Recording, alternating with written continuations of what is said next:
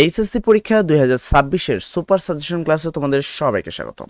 আজকের ক্লাসে আমরা এইচএসসি পরীক্ষা 2026-এর জন্য যেহেতু তোমাদের 5টা সৃজনশীল প্রশ্ন থাকবে, কয়টা প্রশ্ন থাকবে? 5টা সৃজনশীল প্রশ্ন তো দিবে, বিগত সালের থেকে কিন্তু একটু ভিন্ন।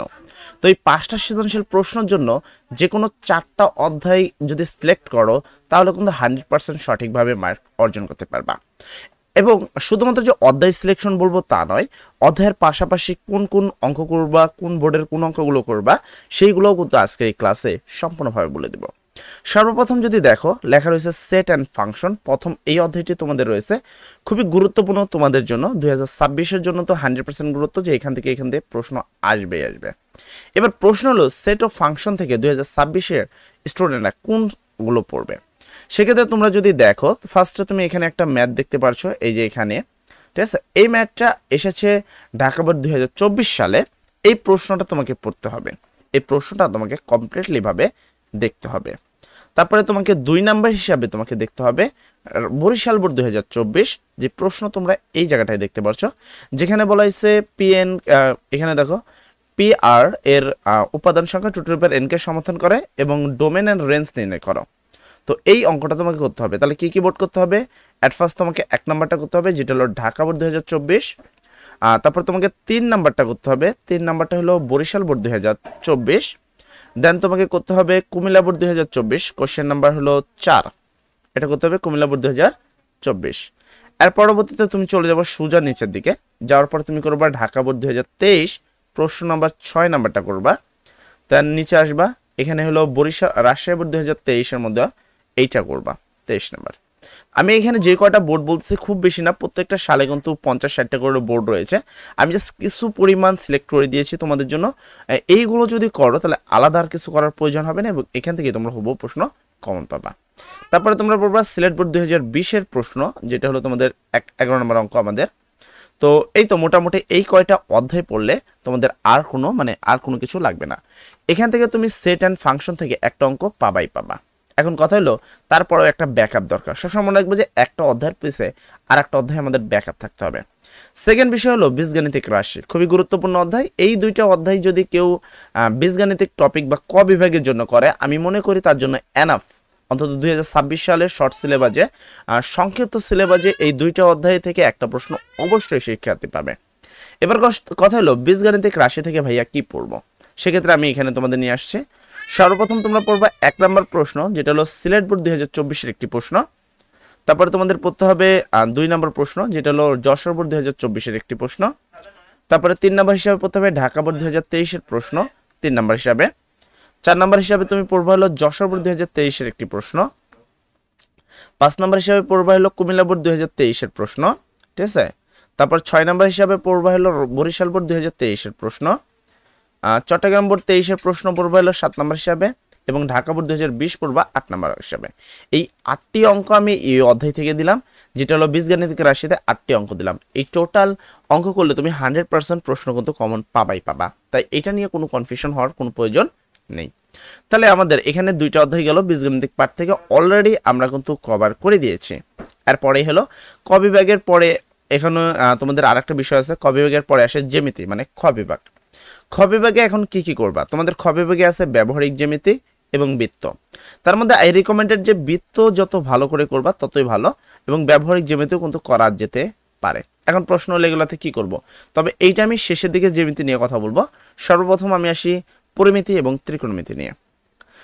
এবার তোমরা তো জানো যে পরিমিতি এবং ত্রিকোণমিতি, পরিমিতিতে তোমাদের 4টা অধ্যায় আছে, 16.1, 16.2, 16.3, 16.4। আর ত্রিকোণমিতিতে 9.1 আর 9.2। দুইটাই গুরুত্বপূর্ণ, তবে এখানে রিকমেন্ডেডের বিষয়টা হলো এইটা, যে এই দুইটা অধ্যায়ের মধ্যে তুমি বোঝো কোনটা ভালো। যদি তুমি ত্রিকোণমিতি ভালো বোঝো তাহলে ত্রিকোণমিতি করো, পরিমিতি করার প্রয়োজন নেই। আর যদি তুমি পরিমিতি বুঝো তাহলে পরিমিতি করো, ত্রিকোণমিতি করার প্রয়োজন নেই। কেননা একটা স্টুডেন্টের 2টা অধ্যায় একত্রে করার কোনো প্রয়োজন নেই। 1 বছরের মধ্যে কোনো সালে কিন্তু এরকম পরীক্ষা হয়নি যেটা তোমাদের হবে। তো একটু সতর্ক সহিত পড়লে একটা ভালো রেজাল্ট করা সম্ভব। তো ত্রিকোণমিতি এবং পরিমিতি, ত্রিকোণমিতির মধ্যে যদি পড়তে হয়, এটার জন্য সিলেকশন বোর্ড করা কঠিন, কেননা ত্রিকোণমিতি অনেক বড় একটা চ্যাপ্টার এবং প্রত্যেকটা অঙ্কই প্রায় গুরুত্বপূর্ণ। তোমরা এখানে পড়বা বিশেষ করে 2019 সালের প্রশ্ন, ঠিক আছে। সরি 19 না, তোমাদের পড়তে হবে 2020।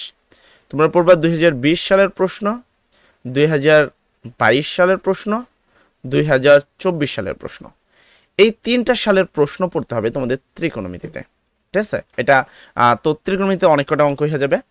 আর পরিমিতিতে সিলেক্টেড করে বলা সম্ভব যে কোনগুলো পড়বা, তো আমি পরিমিতিতে বলে দিচ্ছি, যেটা তুমি ভালো বোঝো সেটা পড়লেই হবে।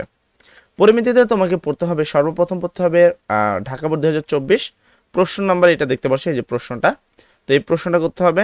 দেন এটাকে পড়ার প্রয়োজন নেই, দেন তোমরা পড়বে হলো এখানে চলে আসবা, যার পর রাজশাহী বোর্ড 2024 একটি প্রশ্ন পাবা এই জায়গাটায়, তো এই প্রশ্নটা পড়বা।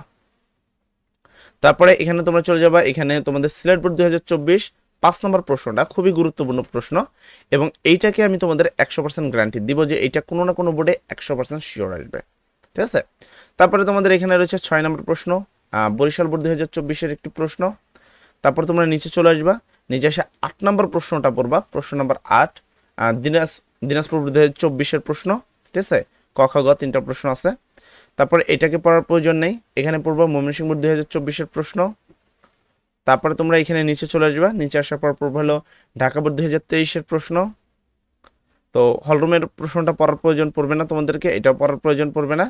তো এখানে পড়বা ঢাকা বোর্ড 2022 যে প্রশ্নটা আছে সেই প্রশ্নটা পড়বা তোমরা এদিকে। তারপরে পড়বা ঢাকা বরিশাল বোর্ড 2022 যে প্রশ্নটা আছে সেটা পড়বা তোমরা এখান থেকে। আর চট্টগ্রাম বোর্ড 2020 যে প্রশ্নটা আছে 17 নম্বর সেটা পড়বা। দেন এটা পড়ার প্রয়োজন নেই, এখানে আর দরকার নেই, এই কয়টা পড়লে পরিমিতি থেকে 100% কমন পাবা। তো মোটামুটি আমরা এই অধ্যায় থেকে বলে দিলাম। তো এখান থেকে তুমি একটা কমন পাবা, এখান থেকে একটা কমন পাবা, দুইটা, আর এখান থেকে একটা কমন পাবা। তো এখানে বিষয়টা বলো এই দুইটার মধ্যে তোমাদেরকে ত্রিকোণমিতি আর পরিমিতি মিলে যে কোনো একটা পড়তে হবে, আমি বারবার বলছি যেটা তোমার ভালো লাগে। এরপরে আমরা দেখব পরিসংখ্যান, এবং এর পরবর্তীতে আরও কিছু অধ্যায় তোমাদের সিলেবাসে ছিল, সেই অধ্যায়গুলোকে আমরা আগে সাজেশনে দিইনি, কেননা আগে আমি কমন প্রশ্নগুলো সিলেক্টেড অধ্যায়গুলো করে দিলাম যে এই অধ্যায়গুলো এই প্রশ্নগুলো পড়বা তোমাদের 26-এর জন্য এনাফ। এবার অনেকে ব্যাকআপ পড়তে চায়, ভালো করে পড়তে চায়, আরও বেশি পড়তে চায়, তাদের জন্য যে বাকি অধ্যায়গুলো রয়েছে সেটাও কিন্তু পরপর দেখাবো। পরিসংখ্যান থেকে অঙ্ক আসবে 2টা, আমরা এখান থেকে 2টা প্রশ্নই করব। আর এই 2টা প্রশ্ন কোথা থেকে করব? তো পরিসংখ্যানে সর্বপ্রথম করবো হলো ঢাকা বোর্ড 2024 যে প্রশ্নটি রয়েছে সেটা, যদি সাপ্লিমেন্ট না থাকে এখানে তোমাদের প্রশ্নটা আছে, তোমরা দেখে নিবা প্রশ্নটা। তারপর করবা ঢাকা বোর্ড 2024 2টা প্রশ্ন আছে, 2টাই করবা, যেখানে মধ্যক নির্ণয়, বহুভুজ অঙ্কন, সংক্ষিপ্ত গড় নির্ণয়, অজীব রেখা অঙ্কন। এই 2টা থেকে একটা প্রশ্ন 100% গ্যারান্টি দেবো যে এখান থেকে একটা প্রশ্ন 100% পাবা। এরপর চলে যাবো পরবর্তী প্রশ্নে, পরবর্তী হলো চট্টগ্রাম বোর্ড 2024 প্রশ্ন, 3 নম্বরটা পড়তে হবে তোমাদেরকে। তারপরে তোমাদের পড়তে হবে হলো বরিশাল বোর্ড 2024 প্রশ্ন, 5 নম্বরটা। তারপর হলো তোমার বরিশাল বোর্ড 2024 যশোর বোর্ড 2024 প্রশ্ন, 6 নম্বরটা। এই তো মোটামুটি এই কটা প্রশ্ন পড়লে আর কোন প্রশ্ন পড়ার প্রয়োজন নাই, ঠিক আছে? তো এইখান থেকে টোটাল অঙ্ক দিলাম কয়টা দেখো, 1টা 2টা 3টা, এখানে 3টা 4টা 5টা, তো 5টা অঙ্ক দিলাম, এই 5টা থেকে 2টা অঙ্ক তুমি 100% গ্যারান্টি কমন পাবা, 100% গ্যারান্টি যে এখান থেকে তোমরা 2টা অঙ্ক পাবাই। তাহলে এখানে 2টা পরিমিতি অথবা ত্রিকোণমিতি যেটা তোমার ভালো লাগে একটা পড়বা, তাহলে একটা পাবা। এই সেট ফাংশন আর বীজগণিতে পাবা একটা, তাহলে কয়টা হলো 4টা হলো। আর এবার লাস্ট হলো ব্যবহারিক জ্যামিতি আর বৃত্ত নিয়ে যদি কথা বলি, তো সবার আগে আমি ব্যবহারিক জ্যামিতি নিব। ব্যবহারিক জ্যামিতি তোমরা করবা ঢাকা বোর্ড 2024 যে প্রশ্নটি রয়েছে এটা করবা। তারপর হলো এখানে আমরা এটাকে সিলেক্ট করে দিই, এইটা করতে হবে তোমাদের। তারপর করতে হবে রাজশাহী বোর্ড 2024 প্রশ্নটা তোমাদের সমাধান করতে হবে।